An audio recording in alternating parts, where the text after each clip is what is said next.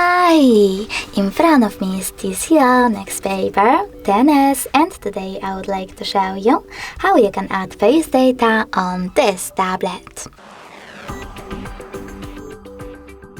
First of all, go into Settings, scroll down and tap on Security and Biometrics. Now you need to select Face Unlock over here and enter your current screen lock. When ready, choose Start and remember to keep your face in frame.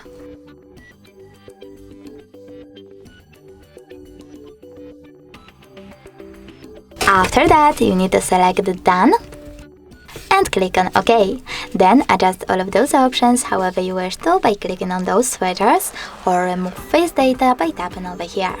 Now when I click on Home button, turn off my screen and then turn it back on. I can see that Face Unlock is working properly. Thanks so much for watching. If you enjoyed this video, smash that like button, comment, and don't forget to subscribe. Bye!